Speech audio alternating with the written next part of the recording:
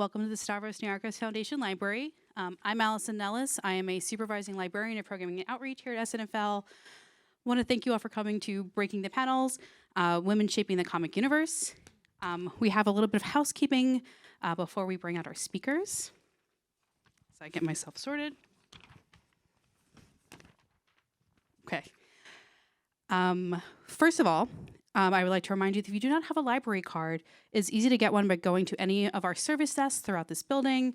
That way you can access all of the comics made by our speakers tonight. I would also like to give a big shout out to the Stavros Niarchos Foundation, who provided funding to make programs like this evening's conversation possible. I would also encourage you to take a look at our website to find upcoming author talks and panels just like this one in this space again. In the next season, we have some really great programs coming up in this space, such as new nonfiction, music, performances, and more. Hopefully, we would love for you to join us in this space again. And finally, for those of you that don't know, the 3 library systems in New York City are currently facing an over $58 million cut from the city. If you would be so kind to go to investinlibraries.org and sign a letter that'll tell City Hall to please don't cut our budget, just so that we can keep libraries accessible, but also more importantly, comic books accessible.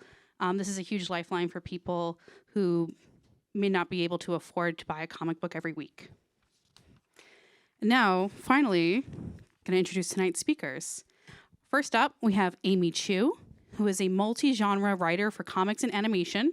Her most recent graphic novel is Carmilla, the First Vampire. For TV, she's contributed to 2 seasons of the Netflix anime series Dota: Dragon's Blood. And at Marvel and DC, she has worked on popular characters such as Wonder Woman, Poison Ivy, Deadpool, Spider-Man, Daredevil, Doctor Strange, Ant-Man, and Iron Man. Known for her contemporary run on the long-running sword fantasy Red Sonja, she's also the first woman to write Kiss and the Green Hornet series. Her graphic novels for children include Fighting to Belong, Turning Red, Sea Sirens, and Sky Island. There's a lot of pages, I'm sorry. I need to. And Anna and the Cosmic Race. Amy has created educational comics for many charities, including the New York Historical Society, Baltimore Museum of Art, the Museum of Chinese in America, and the Asian American Foundation. In addition to judging the Ringo and Harvey Awards, she serves on the faculty for the Kubert School and the School of Visual Arts and is a board member of the Comic Book Legal Defense Fund. She holds an MBA from Harvard Business School and a double bachelor's degree in architectural design from MIT and East Asian Studies from Wesley College. You can also follow her on Instagram, TikTok, and Facebook. Next, we have Arielle Jovellanos, is a Filipina-American Yes, please. She is a freelance illustrator, writer, and comic book artist based in New York. Her most recent illustrated project, Girl Taking Over, a Lois Lane story, came out in April 2023 from DC Comics' YA line. Her other works include Agretsuko, Meet Her Friends, Black Star, and Evil Things, a Villain's graphic novel. She would also like a cat. Again, a lot of papers. And you can find her work on Instagram and her own website. Next, we have Soo Lee, who is a freelance comic artist. She is a freelance comic artist and illustrator living in New York City. She is the illustrator and co-creator of the title Carmilla, the First Vampire, and Carmilla, the Last Vampire Hunter. Growing up in Queens, New York, Sue had the luck of being exposed to different arts and culture, which led her to attend the School of Visual Arts and majoring in cartooning and pursuing her career in comics. Sue has been published by various companies such as Dark Horse, DC Comics, Dynamite, Skybound, and Ahoy. Her work also includes illustrations for magazines Sierra and Analog Science Fiction and Fact. Sue's favorite genres are horror, high fantasy, and she is a self-proclaimed connoisseur of American gangster films. Of Asian gangster films, I'm sorry. And then finally, we have Amy Reeder.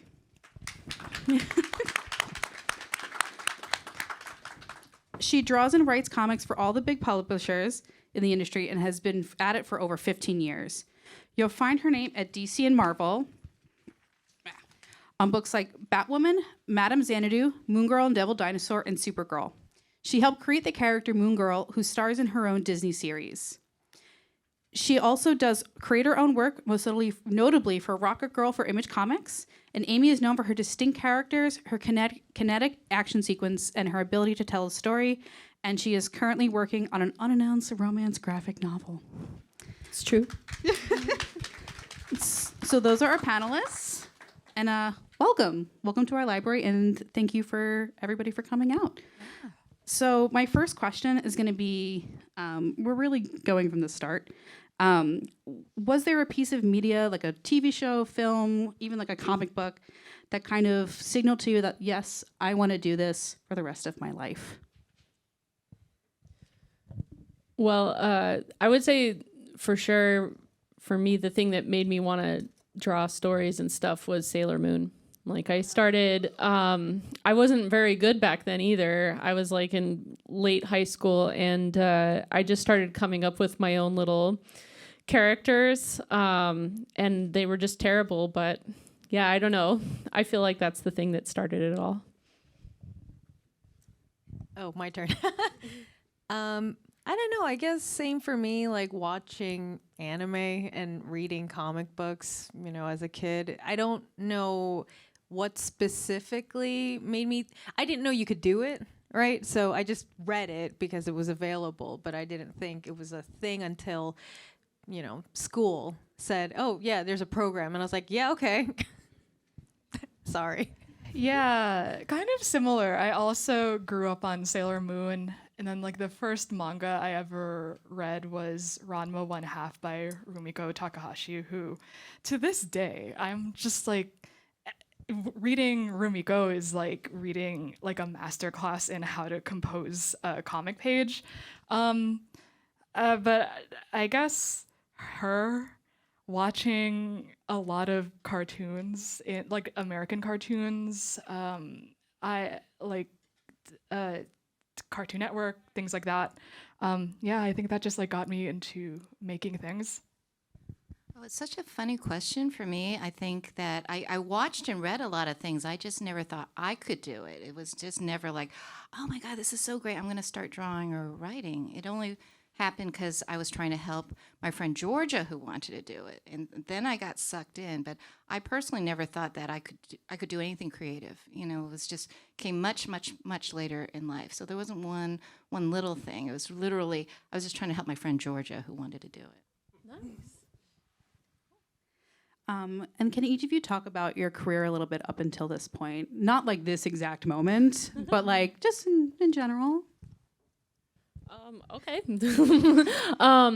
Yeah, well, and so, yeah, I was excited about that show, obviously, Sailor Moon and stuff. But then the thing that actually made me feel like I could do this was that when they started, Tokyopop started coming out with these Rising Stars of manga books, like in 2003 and 4.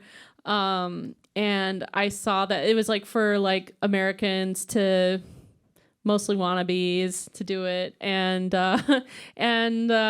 like, I don't know, somehow that it definitely felt like something that I could never, ever do because like at that time, like the American comic scene was totally different and ugly.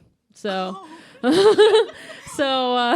it's way better looking now. Like it's really different looking. Don't you think?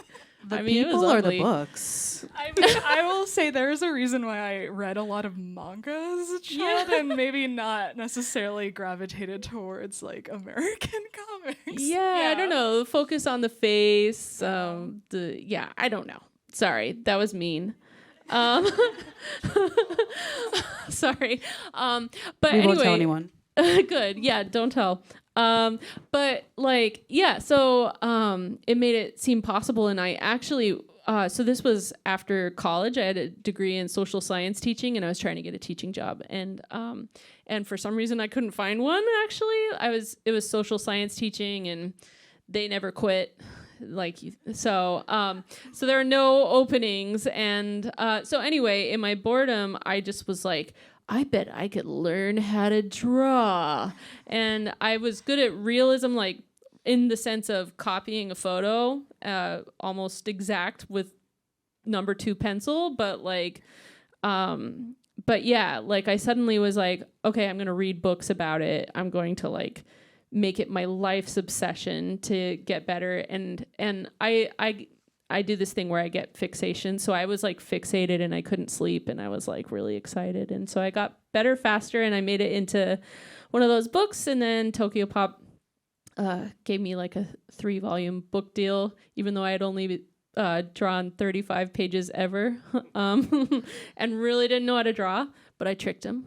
And and yeah, I don't know. Luckily, that got me noticed by DC and Marvel. Like Marvel had me do sample pages and then rejected me for both Runaways and Spider-Man Loves Mary Jane. And then DC hired me through Vertigo because they knew that they could never have me draw for DC proper because it wasn't the right style back then.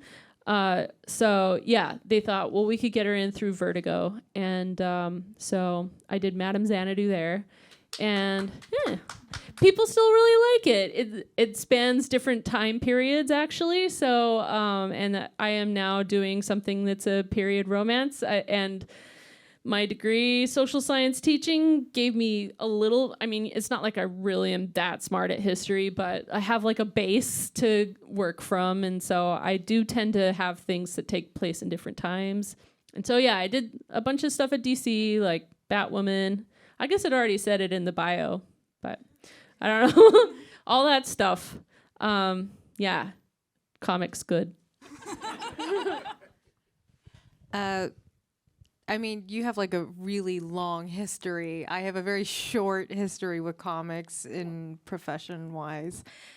I started very late. Like I went to art school since high school, so pretty much all my life. And I was like that one kid in class who would like draw for her wares. You know, like I would draw things for people so they can give me stuff in return in school. Like I was that kid. And then I realized I can actually study it, and then keep going with it. But I started, well, I'm also a college dropout, so I didn't really get a lot of studying in, I guess. But I had a very late start to comics because I dropped out of college and then had to get real job, like multiple retail jobs. And then a friend hooked me up with a small company who did children's comics, so I did that for a little bit, and then had to get a real job again for a bit. So, you know, kind of there's like a big gap between that, and then decided I wanted to draw again and just went on websites, blogs, and found like collaborators to work for free. And then, you know, it was like a really long, hard like pace to get to where I am. But I wasn't even gonna draw comics because I didn't get into my college of choice to begin with, and I was gonna give that up. I was gonna be a mortician, so I was like gearing up to go to like science school and get all my, you know, shots, and like I got my pamphlet, I was getting ready, and then I got in. So it was like because someone looked at my my portfolio and believed in me, and eventually I dropped out and then worked my way up. Yeah, I don't know. I'm still working. I feel like for me personally, I feel like I have a later start to the game than a lot of my peers do. So it feels like a lot of it I'm trying to play catch up, you know. But like it's a forever kind of game, right? You're always gonna get better. So I feel like, oh, I'm not as good as my friends are, and I look at everyone's artwork and I'm like, oh, I started so late. I should have drawn more, you know, when I was in my 20s, and then. But yeah, now I'm drawing Carmilla and other cool stuff, you know. So yeah, just kept at it, I guess. Cool. I have a really unhinged story. Okay, so when I went to art school, I thought that I was going to work in animation, but when I graduated, I didn't really like I felt like my portfolio wasn't like worthy of that yet. So while I was having an existential crisis, I was like, oh, you know what I should do? I should catch up with all of the media that I missed out on because I was so busy, like head down working in like college. So a thing that I really missed out on is I had never seen any of the MCU movies at all. And I was like, oh, okay. Well, at the time, Tumblr was very, very into this movie called The Winter Soldier. And I was like, what is this? I was literally like, what is this? Like, why does this Dorito man keep crossing my dashboard? And this sad raccoon man. Anyway, so I was like, okay, I guess I should watch this. But then everyone was like, no. There are like several movies to watch before this. I was like, okay, fine. But I was like, okay, it seems like I only really need to watch like The Avengers and Captain America First Avenger to get this movie. So I started with The Avengers, and okay, I'll be on. I don't think this now, but at the time I started it, I had it on my laptop. I was like, oh, this is okay. And I like even paused it to take a nap in the middle. However, when I got up, I was like, you know what? The only thing that's kind of making me want to continue watch this is that really like nice looking young Dorito man, Steve. I want to like see what happens to him. Anyway, I liked the rest of the movie a lot, and then I watched Captain America First Avenger, then I went to the movie theater, watched Winter Soldier, got really, really obsessed with this. And now that I was not in school and my summer was stretched before me, I was like, okay, I'm going to draw so much fan art right now. And then, you know, more seriously, like that was probably my first interaction with like American superhero media ever. And so I was like interested in like, okay, what is actually going on in like the American comic scene? So based off of like the interest in Captain America, I was recommended to read a few other comics. One of them was Hawkeye, the Matt Fraction, David Aja, Annie Wu line, and the Young Avengers, which I really, really enjoyed those two. And then kind of while I was getting like this, I guess like quick speed through American comics, I was just drawing like fan art of all like the superheroes that I thought were cute, and I would do it them like more in like domestic fun Young Avengers hanging out situations. And while this was happening, I was also seeing the rise of two comic artists that when I looked at their work, I was like, oh, they are so much better than me, but I can see that what they're doing is like a really femme and interesting take on superheroes. It was Annie Wu on Hawkeye and Kate Bishop, and Babs Tarr on Batgirl. And I was like, I feel like that's something for me to aspire to, or that feels relevant to the work that I want to make.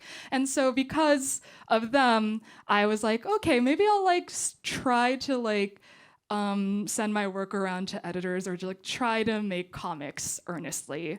And then so I followed a bunch of like editors, people on Twitter, back when Twitter was like not what is going on right now.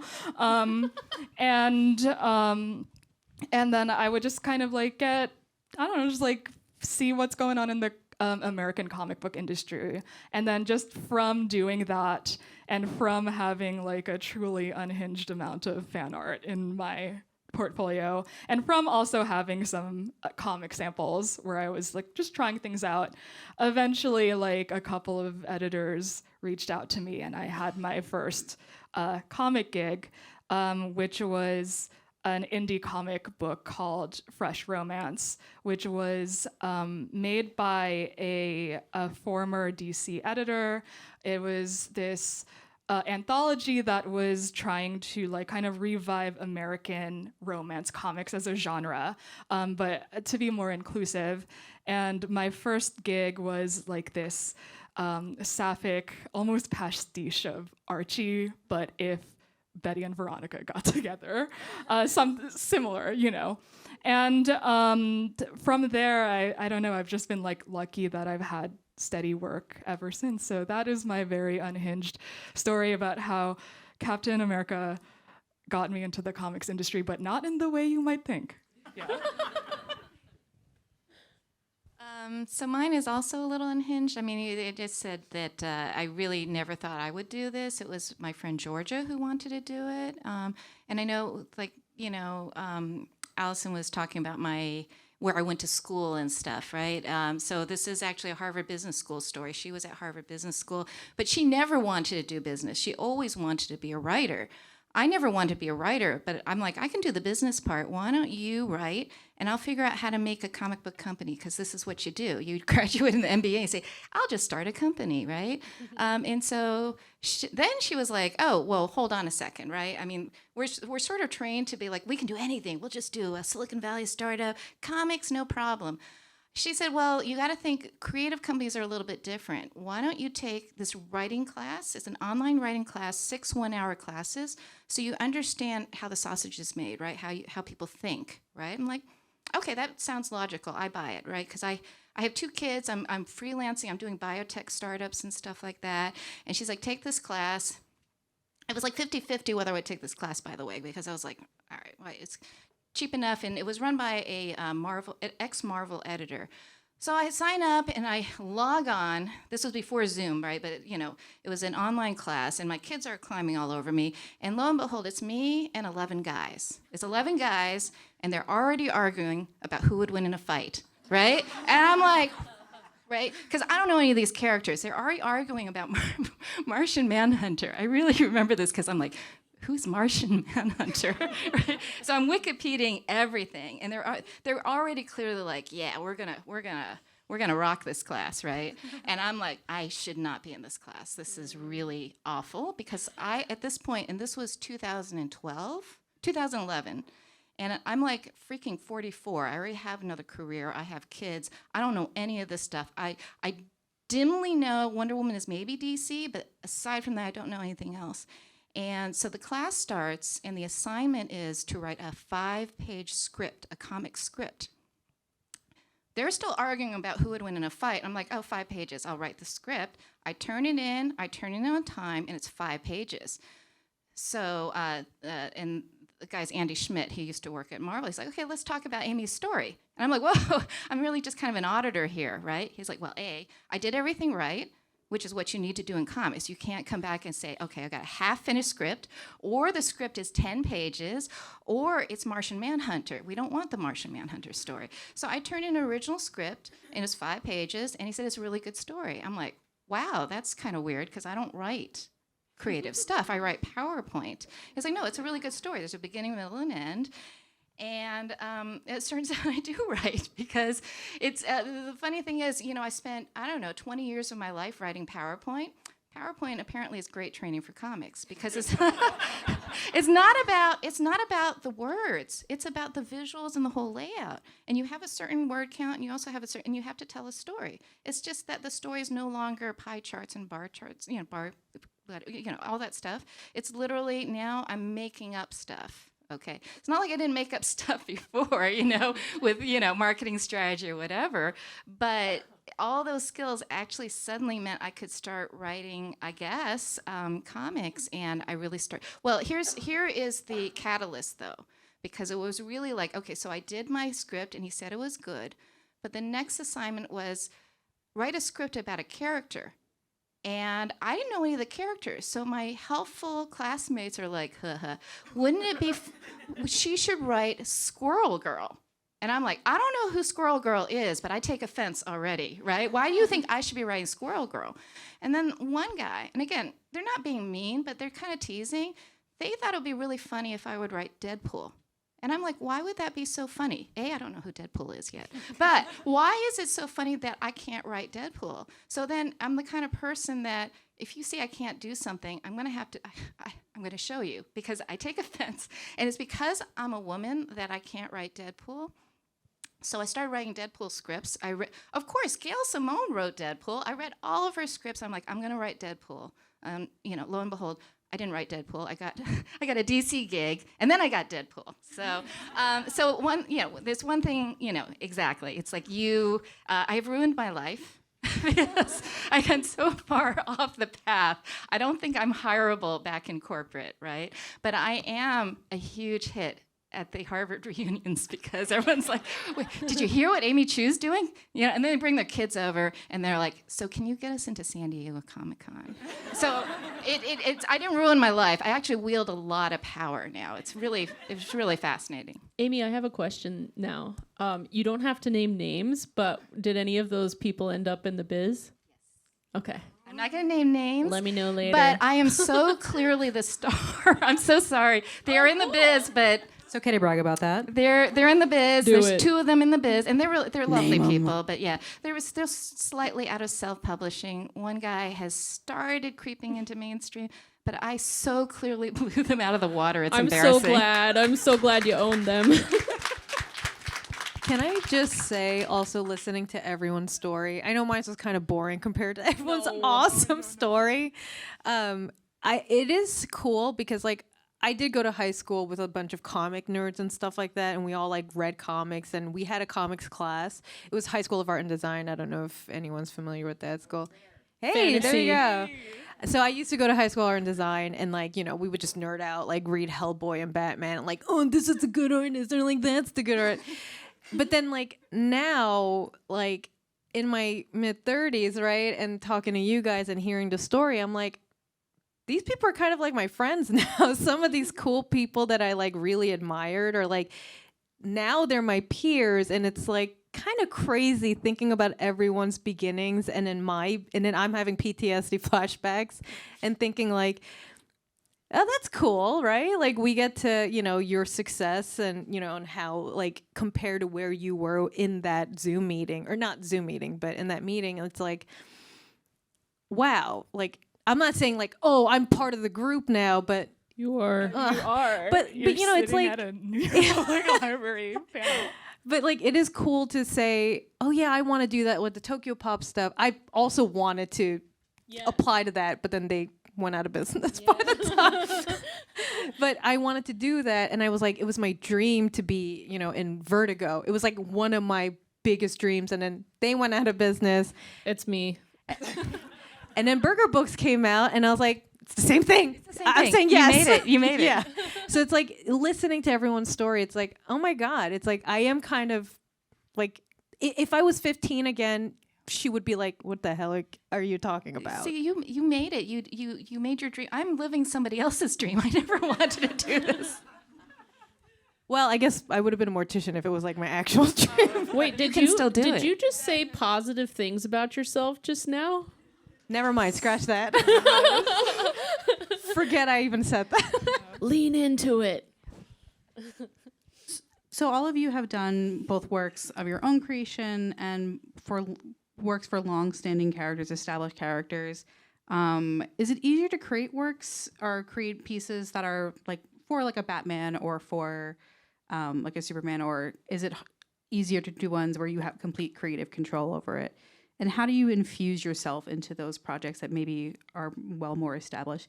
And I especially want to hear about Arielle and writing Lois, and not writing, but working on Lois Lane. Oh, yeah. So Lois was really interesting because in our take of it, she is Asian American in a girl taking over a Lois Lane story, and that does sort of like affect how like she moves through the world in the plot. So our editor Sarah Miller was like very, very supportive of that choice, and that came to me like after, like that decision was made after or before I came on board. So Sarah Kuhn, who's the writer, pitched an Asian American Lois Lane to Sarah Miller, and basically because in like the write-up of like requirements for like the character of Lois Lane, the only requirement that they had is that she just has to have dark hair. And then we were like, oh yeah, yeah. And I think really the only issue, like Sarah Miller was so like supportive of us sort of like doing our own thing with her while still like maintaining like her inherent Lois, I must go after like this story spirit. I think maybe the only note that I ever had on her for her character design was that her hair couldn't be like too long because then people might mistake her for Diana Wonder Woman. But other than that, like they really gave us a lot of free reign on her, and I feel like it was very rewarding for me to like include like a lot of Easter eggs of I guess like my experience growing up as Asian American and being obsessed with like journaling and washi tape and Asian snacks, seaweed snacks, things like that, infused in like the background as to sort of like color the backdrop of this take on her. So I would say that DC was surprisingly like very generous about how much runway they gave to us for our version of Lois. And then also in the My Adventures with Superman, the television program, she's also Asian now. So now I'm just like, I guess she's just Asian. And I really love, I really love seeing companies allow new takes on these legacy characters, especially Lois Lane is 85 years old, like in terms of how long she has been in like the American canon. And I think it doesn't really hurt the American canon at all to see these new like fresh takes on her. It doesn't erase the previous 85 years of who she's been and what background she has. And I think it's really cool. Yeah. Anyone else want to tackle that question? What's easier, definitely my own characters, and probably more fun in my opinion. Like in general, I don't care a lot about existing characters. I've done it a lot. So and I make myself care about them. Like I do understand the responsibility of like tackling a character that people know and love. Kind of like what you said, like DC and Marvel, I mean, I feel like they do give comic book artists a lot more leeway than like I'm still to this day kind of surprised just how much they let us be creative with it, which is really great. And I always try to like kind of get down to the core of what a character is and what their the personality. Like for me, a lot of the characters, it's tough to pin down what their personality is. Like everybody, that's why Harley Davis. That's why Harley is so like popular, is because you know exactly what her personality is and it's consistent throughout. But a lot of people, it's just what they do, not who they are. And so I try to figure out that whole thing. I'm always asking editors, because I really am bad at continuity. I'm always asking them, like trying to get all the information about each one. And I just hope that when it like hits print that people won't know that I actually know nothing. Like actually, I recently did a bunch of Jean Grey covers, and thank you. And I knew nothing, which I know sounds insane. Like so many people know Jean Grey. And like I talked on the phone to the editor because I just knew I needed that much information. It had to be on the phone. And she told me like the whole lore. And okay, I need to not be too negative, but I was sort of like, are you kidding me a little bit? This is ridiculous. Like what on earth has happened to this character? But after I went through all that, I really did try to channel this idea that everything she's been through is so insane. It's like larger than life. And it's a legend now. And so I like when I did it, I tried to imagine like Jean Grey, the legend, because the story was like talking about her in totality and all that she's been through. So yeah, anyway, so I try to do stuff like that. But I really don't have a ton of attachment to characters like in general, and people often ask like who do you really wish you could draw? I mean, I like Poison Ivy because I like drawing plants, but like and I like Wonder Woman because I don't know, I like her outfit. But yeah, I don't know, not really.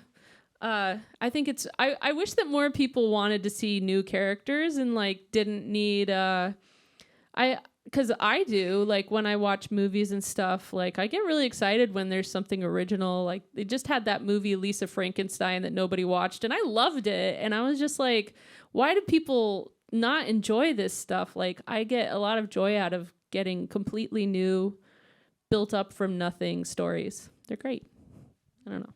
I mean, I think for me, it really depends on the character. It's not whether it's an original creation or what, because I mean, they're all really different. I find writing Wonder Woman really difficult just because of the character, because we don't want to be besties with one. I don't want to get inside her head, right? Because she's so mythic. It's really hard to write. But someone like Poison Ivy was much easier for me to write because I had a feel for her. Mm-hmm. Doctor Strange was a lot easier for me to write because there's a sense of arrogance that I can channel. There's certain characters I can channel better, especially if they're flawed. I can really channel that. Mm-hmm. So I think a lot of it really depends on who it is or what kind of character it is, whether or not it's, because we have to make it up anyway. Yeah. By the way, I have your cover. It's beautiful. But I only just found out about Goblin Queen. I'm like, who is this woman with this underboob? I know. It's Jean Grey. What? So kudos to you to figure out how to make that all happen. Yeah, it's interesting watching this animated show now that's come out that I assume you guys all know. Are you that watching they came X-Men out with 97? The new X-Men cartoon that's like old school but new, and it's really well done and stuff. And yeah, I'm just watching it and going, yeah, okay, well, this is surreal because I just had to figure all that out. Right. It's good to have friends. I literally had a DC artist sit next to me and patiently explain everything to me because nice. I missed all of that. I didn't know any of it, because I'm so old. And I missed all that, that he's just like, okay. It was like I'm going to like some kind of remedial school. He's like, and this is Rogue, and this is her power. Yeah. And I'm like, oh, that's so weird. Okay. But it was interesting because when those covers did come out, and like it was written by Louise Simonson, who's been in the biz for a really long time and is very important in that sense. Like people were flipping out, and people really love Jean Grey. Like her specifically, she's and I'm like, well, I could see liking Rogue or Jubilee or something, but no, they just love Jean Grey. They just lose their minds over her, and there's like a big responsibility there. But the great thing about people liking these characters so much is that this animated show, I mean, the plot is just like, why? But they're doing such a good job at it because so many people feel so intensely about it. It's kind of interesting to see it play out. I don't know. I guess for me, like the 15-year-old in me wants to like play with more characters, and unfortunately they haven't reached out to me. So, no, but it really, like I like a mix of both because I have a lot of original ideas that I am scared to actually get through because, I have everything to lose because these are all mine, right? And it just feels more stressful. I have to do a good job. Everything will accumulate to this one character and book. And, there's like a legacy that I have to bring up to this. But with other characters, I'm just borrowing from everyone else, right? I'm just starting to write comics as well, and for instance, I did Maleficent, and they were like, do X, stay away from everything else. And I was like, okay. And so I had to make something up. Literally, that's the hardest. And I'm working on a secret project right now where they're like, just make it up. And I'm like, why? Okay. So I was like, I have like a red, string of like just going backwards, like Wikipedia, just opening YouTube videos of these characters. And I have 6,000 tabs. God forbid my computer crashes. It's all over because I have all my references up. But it's like, I like playing with characters when I have the power, like the free power to do it, you know, because it's really cool and it's fun when I get to design the costumes. It's my favorite part. Like I get to redesign them and, you know, I haven't watched a new X-Men, but if I watch something else, I'd be like, you know what I would have done with their outfit, you know, or like, I don't like their shoes. You know what they should have done? Like, that's my favorite part. But I do like that there's an existing character.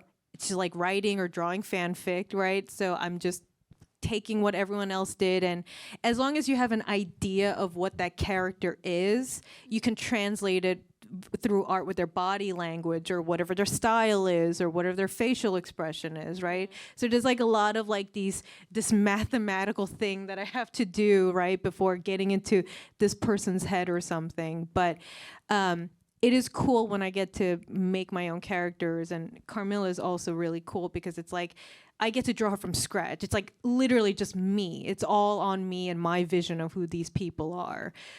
So there's like something really fun to each, and then something really stressful. Like, you know, for DC, like I did a run on DC Ruby, and it's like, well, if I do a really bad job, they'll all hate me, or nobody will read it. So I feel like there's a lot of that, but you know, it's very stressful, but really, I feel really lucky to do it as well. You know, I know that's a little, No, that's a good call though. Like, I mean, it is a really fun challenge to try and like, get like the essence of somebody and channel that and all that. So we're almost ready for a Q&A for the audience. If you have questions, get them ready. So for our last official question, what is next for all of you that you can talk about? So I am, I've been working on a graphic novel, that is book market, that is not superheroes. So that might be why I'm acting a little more like rebellious about all of that sort of thing.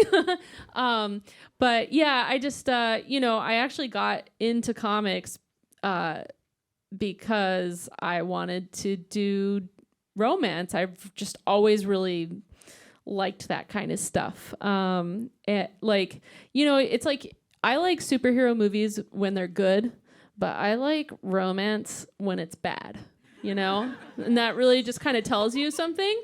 And like, I'm tired of like action scenes being like the center of what happens. Like you literally, if you don't want to do an action scene, like then you've ruined the whole book. So yeah, I don't know. It's really fun. Now I'm just doing kissing scenes. I do some action just cause I'm capable of it. So might as well show off, you know? So there's some fun too, but yeah, it's a period romance set in 1910, between two girls, and, I don't know. So I'm really excited, but it's going to take forever. So I'm sorry. And you know, I'll just be doing covers, between all that to make extra money because they don't really pay in the book market. It's true though. Yeah. I mean, and the whole pay thing where like you get pieces of an advance really just does not work for artists. Like it makes no sense. So, you just have to learn how to finance. There's, I guess I'm looking up. I can't say what I'm working on. It's like nothing has been announced or anything yet. So, but I am writing more. So I am drawing and writing more in the future. So I'm also doing some writing as well, where I just self-published after several years of maybe like 4 books in a row. I was like, okay, I think I just need to do something very fun and self-indulgent for me and just self-publish something. So last October, I self-published a little mini called Justice Spell, it's sort of like my pastiche on magical girls and imposter syndrome and all my angst about life and art, but manifested through like a story about 2 magical girls who essentially hate each other. And I self-published that in October, and I'm looking to kind of expand it. And then another story that I'm working on, again, like for self-publishing, is I'm also working on a period romance. My favorite. Also because of I think it started as like a self-indulgent, like I want to write like a Pride and Prejudice, like something like that. But then slowly but surely, like as I was I wanted to figure out like an excuse of like, okay, how can like one of the main characters be like Filipino? And then that actually took me down a very, very long rabbit hole of learning a lot of history about like Filipino migrants and expats in Victorian Europe and during the Belle Epoque. And I don't know, it was just so interesting. So this next project is sort of like consolidating all of that, but also they get to kiss. So yeah. It's always good. Yeah. So that's what I'm working on. What about you, Amy? So piggybacking off of that, I just put out the first installment of an Asian American Pacific Islander graphic novel, History, Fighting to Belong, of which got a lot of Filipinos in there. And then working on the second installment where we get into this is really hard, by the way. I mean, this is like real history. You can't make it up. And we also got to balance everybody in there and get people who generally, I mean, you know that the Filipinos have been here since the 18th century, right? Right? So that starts the book. I got to give you a copy of that. So I'm supposed to be well on my way in the second chapter, but it's really tricky because we got to hit World War II, internment experience, immigration. Anyway, it's a nightmare for me, but it's great because people love it and people are actually learning history from it. So on the other side of that, I'm also working on, it's not romance, it's the Borderlands graphic novel. So I'm writing Borderlands. And again, it's one of those things, I've never played Borderlands, so they hit me up with these, I'm like, oh my God, okay, this is really hard. But it's fun because I can do a lot of stuff. It's crazy, and Mike Norton's drawing, oh, can I say that? Yeah, okay, I'm gonna say it. Mike Norton's drawing We won't tell if you can't. No, it's good, it's good. And the art is amazing. I'm just like, oh my God, this is, when you start getting great art, it's like the best feeling, right? And we are also we have the second volume of Carmilla will be out in July. So, so a lot going on. And then one other thing I'm not supposed to talk about, so I won't talk about that. But yeah, working on a lot of stuff, basically. Oh, you and me? Yeah. Yes. Yes, we have a thing going. We're doing a lot of work together, and I'm probably missing something else. I'm sure I'm missing something else. But because writers, we have to work on multiple things. It's very hard for an artist to work on really more than one project. But we as writers, to actually make a living, you actually got to do multiple things, and we can if we write fast enough. I will say, if you draw fast enough, you can probably draw multiple things as well. I hope so. Guilty. All right, so if anybody has any questions, we have some mics floating around, and looks like we got our first one over here. Hi there. Hi. So how can us comic book fans support our libraries? That's a great question. Get a library card. Also, if you go to your public library and they have a comic book collection, please check those books out because it signals to our overlords that they are popular and they will continue purchasing them. And then they will continue publishing them. Yes. Yeah. And then also, if your local library has cool comic book programs like discussions, please go to them. You'll make some comic book nerds that are also librarians very, very happy. But go to their programs, check out those books. And it's the same thing for manga. Manga is fastly outpacing, sorry guys, graphic novels. But I think the education behind it, especially in big library systems, is still catching up to it. So if you don't check those books out, they may be gone or they may get weeded. So if you like manga, like comic books, check them out from your library and go to their programs because a lot of times it's nerds like me running those programs, and you'll make us very happy to have friends. You can also request your library to buy our books. That's really great. I mean, we do want that. It's not like you have to buy it. Get it for the library. Ask them to buy it. Because once the library picks it up, they got to keep buying it because you all thrash them so bad that it's great. It's great. So it also makes it accessible for people who, may not be able to afford it, or maybe just don't want to have an extra book in their house. That's also cool too.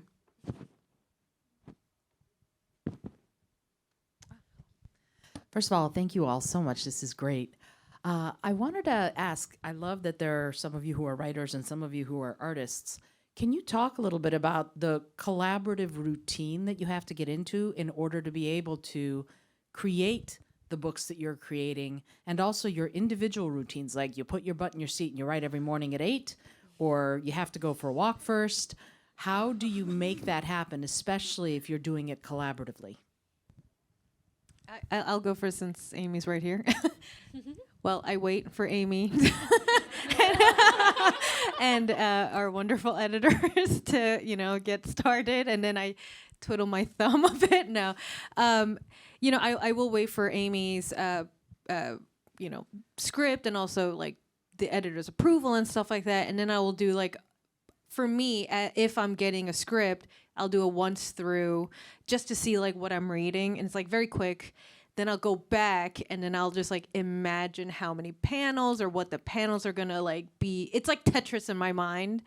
And then like if I have questions while I'm laying them out, I will email everyone and just like randomly go off on stuff.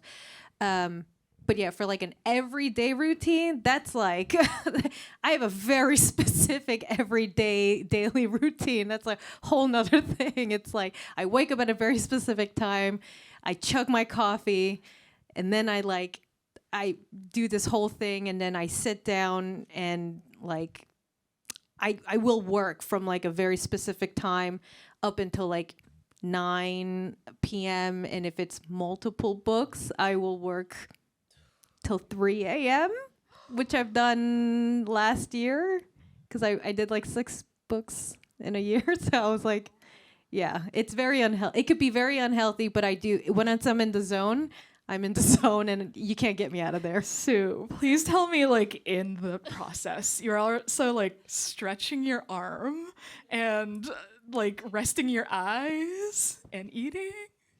I do I do exercise when I'm done to like get tired enough to go to sleep, but I will even exercise at like 3 a.m. Oh, okay. afterwards to like okay, I'm done.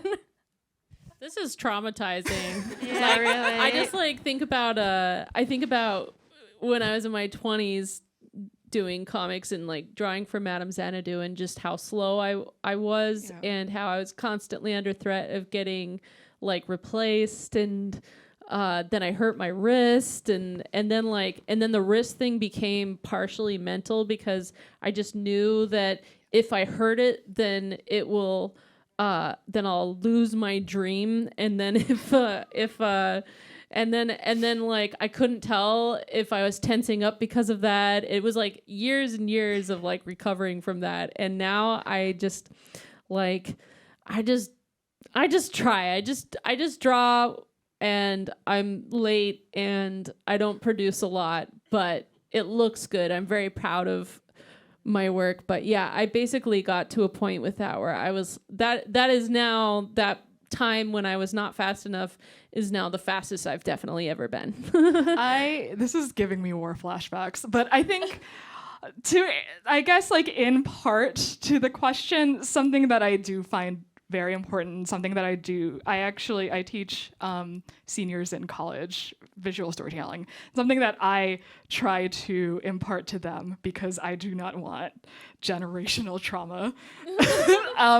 I really do think that, just like from past experience, like whatever drawing routine that I fall into, I feel like stretching,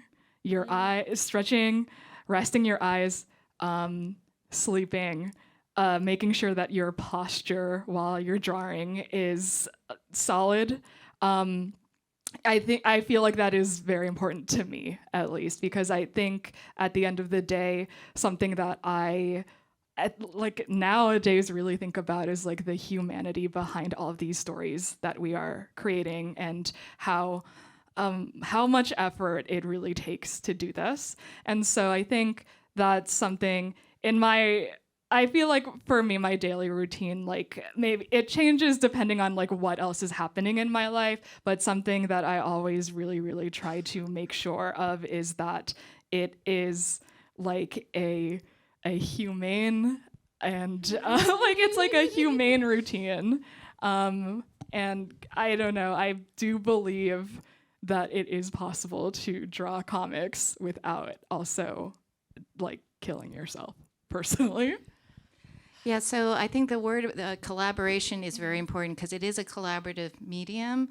But in reality, especially if we're work for hire, and I see a few editors here. The editor is the one that's kind of like the team leader, the project manager, and they're waiting on the script. If I'm late, I make everyone else late. So I need to. So it's not like a writer's room where we all get together, we have some coffee, we talk it through. It's literally like boom, boom, boom. Okay, so I need to produce the script. If I know the artist, I will give them a heads up. Like with Mike, I know Mike, so I'm like, hey, I know you haven't gotten it from the editor yet, but just to give you a heads up, this is what's going to happen, but it needs to be approved. The Borderlands people have to approve it. I mean, there's a lot of stuff that goes on behind the scenes. What needs to happen, hopefully, is if there's layouts, things hopefully come back to me so I can make adjustments in the script. And in the final, before it gets lettered, hopefully I get to make a lettering pass before it goes to the letterer. So yes, it's collaborative, but in reality, there's a lot of moving parts, and there's usually a printer deadline. So stuff has to happen. It has to happen on time. Now, if we're working together as friends, we're doing creator-owned, that could be different. We can text each other. We can be like, hey, what do you think about this? What do you want to draw? What do you not want to draw? But in reality, right, I mean, it gets really crazy. It gets really crazy. So I don't have a routine.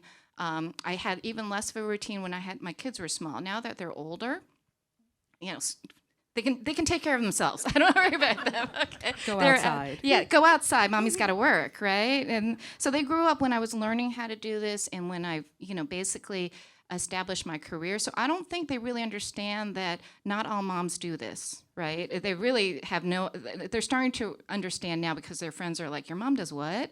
But it is kind of chaotic. I do try to do you have to figure out when you work best. And I finally figured out I work best in the morning. So I try to get my hardcore writing done in the morning.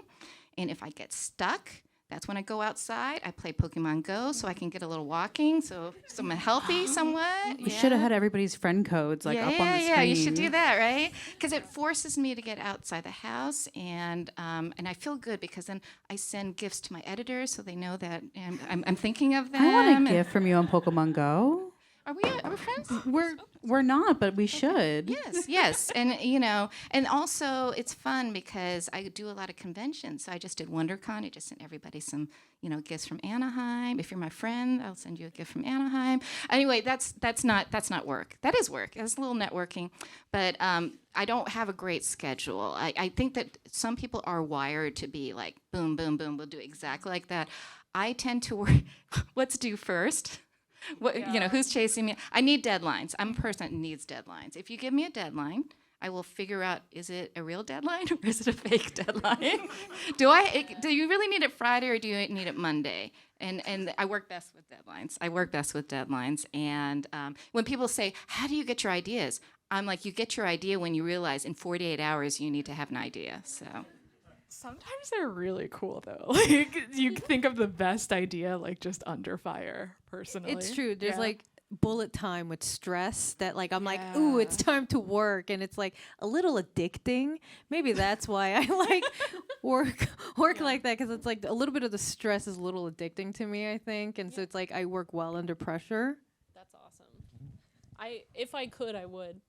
Like I don't need to follow up, but like I by necessity I have slowed down. Like I feel like I'd be a lot more successful if I was more productive, but I just realized I can't handle it. It's just too much. So everybody has like a different way that they have to find that works for them.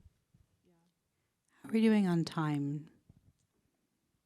Want to do one more? Sure. one more. Last one, make it good. Not that the last questions haven't been great, but it's a lot of pressure. Hi. I'm a big fan of all of you. I think it's great that this is like, it's like a like a panel about like women in comics, but it's also just like a panel of like really talented people in comics. So something that's interesting to me is that like publishers will like want to sell books that like they like kind of know what they are, so like the books that like fit in specific genres. And so I'm wondering, like, are you guys, when you have your ideas for books, are you ever like hesitant that's like, oh, is this idea like too outside the box? And do you ever like try to shape your ideas into things that you think are going to like work? Like what's the process between like you like coming up with ideas and versus thinking like, what will this publisher want? I think I understand that question, and I think coming from a business background, I started off thinking, oh, what's hot, what's the right thing for which market, and that's a huge mistake, right? Because what you produce is very personal. So I think it is wrong to say, oh, zombies are hot, let's run after zombies, right? So what you should do is focus on what you really want to do and figure out who's gonna be the best place to do it with you. So it's better to do it that way than say, I am going to cater to this taste, or I'm going to change it. If you're an out there person, make it out there. Somebody along the line will say, well, maybe that's a little too out there, right? Depending on who you work with, and that's your decision how you want to change it. But I do think people react a little, oh my God, people are censoring me or stopping. It's your work, but there are certain things, and I tell this to my class, right? If you're going to drop an F-bomb in a book, you're automatically moving your book away from the children. It's your choice, okay? And some editor might say something, but you have to decide. And but don't say, okay, because this is hot, I'm going to do this. You really have to do what's most authentic to you, so you can make the best work possible. And right, I think the best work I've ever done typically is that kind of thing where it has to come. It's authentic. It has to come from me. And but realistically too, I also think, oh well, I'm going to throw some cats in there because cats will sell. So I'm not immune to that, but I like cats. I don't hate cats. If I hated cats, I wouldn't put cats in there. But the cats do sell. I think Oh, go. no, I was gonna say, even if it's just drawing, there's a lot of doubt when you first get a property or something, or like an editor reaches out to you to do something, and you're like, why me, right? But you have to put trust that they trust you, right? There's a reason why they're coming to you for something, out of everyone else to be able to draw or write this. So know that, like, I guess that's everything in life, right? But it's like knowing that they chose you for a reason, so believe in that. And then also, I used to be stressed out about, I have to be really, careful in what I do, but there's something for everyone. If you make it, they will come, right? They will read it. If they don't like it, they don't like it, but there's literally something for everybody. And I think if you just do what you want to do, pretty much, because your editor trusted you to do whatever you wanted to do, then somebody will like it. I think along those same lines, a slight anecdote. So the other 2 months ago, I picked up this book because everyone said it was really, really good. I recommended it in the back of the playbill. It's called Gideon the Ninth, right, by Tamsin Muir. Then I picked it up because I knew that it has like a lot of fans, but I had no idea what it was. And then anyway, actually, when I finally read the back of the book, it was like, it actually aesthetically, I was like, oh, this is so not up my alley at all. Like tonally, I don't think I'm going to like this. And yet, I still read it. And I think that reading that book really showed me, like really, really solidified something to me, which is that oftentimes, like, it's not necessarily about like, is this like a good is this like particularly like fitting in the lines of like the expectations of genre. It's more about like, oh my God, this author, so like by the end of it, she was just so masterful that she got me on board by the end. And by the end, I was screaming on the subway because it was so good. And like, this book jumped genres. It was like sci-fi, fantasy, murder mystery house, gay, like all of it. And I was like, how did this author mix all of this together and yet it made sense? And yet something about it, I was like, you know what? It was because she had the nerve to believe that like this was good, and it like I could tell it was like the story of her heart, right? That like she put so much into it. It got the rest of us in the car with her. And I think a lot about that often, that it's not about like you choosing like the genre car and that car has to be yellow because everyone expects this genre to be yellow. It's what can you do and how can you get people excited about you are about this, like this particular thing and this particular story. That's awesome. Yeah, I would just say that like for me, I mean, you know, I have gotten to put a lot of myself into comics for sure, and gotten to like, you know, be selfish with them and stuff. But I feel like I've spent a lot of my career doing stuff that I hope other people will just like expect, doing what I expect that they think that I should like. And I think part of that is that it's expected of me, you know? I mean, like, even now I was doing a cover where they were like basically telling me to make it more macho. I mean, they were saying like make it, you know, make the bad guys scarier and stuff, but that's what it read to me. And like I feel like I gotta learn how to draw guns and cars and all that stuff, things that I just, you know, hate drawing guns. They're ugly, they're boring, and they're violent, you know. So I don't know. I don't mean to be so negative, but like, yeah. So I feel like this new thing that I'm doing is literally like, it was such a tough exercise for me to do, to just be like, what if I could do anything, what could I do? Like, I just didn't really have a part of me like that was easy to access. But thankfully I am actually slowly getting into that and getting more comfortable with it and stuff. But yeah, I mean, you know, it can be that, like, I'm glad that I did, like, I learned a lot by trying to do things that I'm not actually interested in. I learned how to draw men, did not know how, stuff like that. But yeah, so I think it's kind of a two-way street. But you're totally right that when somebody is so into something and they feel it with every fiber of their being, it shows, and it makes your audience feel more immersed in it. So Thank you. And thank you to everybody who showed up tonight. So it was great.